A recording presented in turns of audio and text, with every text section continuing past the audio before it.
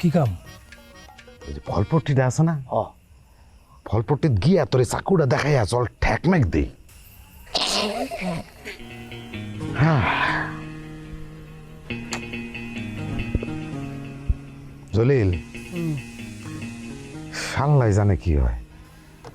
নাই মাঝে সিট কপাল বাড়িতে গিয়ে আব্বা আম্মারে কি কয় কে জানে।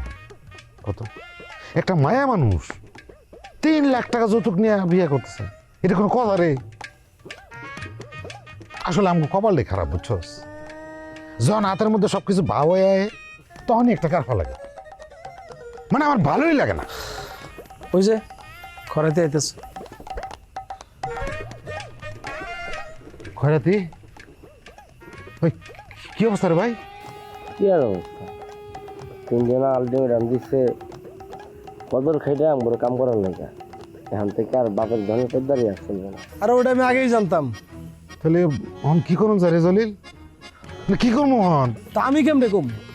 ভাই চলো আমরা এক কাম করি, আর ঢাকা যায় আমরা টাকা পয়সা কামাই। তোর বেটা টাকা জম যাবো না, যা করবি এই গ্রামে থেকে করবি, বুঝছস? ও কিন্তু নজরের আড়াল করা যাবো না, নজর রাখতে হইব। ও কিন্তু কোনো বিশ্বাস নাই। ঢাকায় যাবি, ঢাকার থেকে ফিরে দেখবি আরেকজন লয়ে গেছে গা। ভাই আমার মাথায় একটা ভালো বুদ্ধি আছে, আমি শিও এটা সাকসেস আমরা আমার সরুজ ভাই আছে না, হ্যার তো মেলা টাকা। আমরা হ্যার কাছে যা কিছু টাকা ধার চাইলাম, আর হ্যার তো আম করে না করবো না, কারণ আমরা তো ভাই ব্রাদার। হ্যাঁ খয়রাতের শহরটা না জীবনও যাবো না, হ্যাঁ বললেও যাবো না, বুঝছস? এই সুরজ তুই চিনস? হ্যাঁ আরে বেটা ও হইলো আরেক খতরনাক। একটা কাম করন যাই রে জল্লা, কি কাম? ওই যে ফলপট্টিটা আছে না, ও ফলপট্টি গিয়া তোর চাকুটা দেখাইয়া চল ঠেকমেক দেই। এই বেটা আসুস কি লিগা? ও ভাই তুমি এমন কথা কও কে?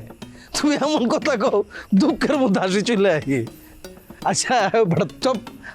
আচ্ছা এখন কি বসে পিস্তল ডরায়? হ্যাঁ আর চাকু ডরাইব কে? সন্ত্রাসী টাকলা সোহাগের কথা মনে নাই তোমার? গণপিটুনিতে যে মারছে, তোমার আমার ঝুলাই রাখবো মিয়া।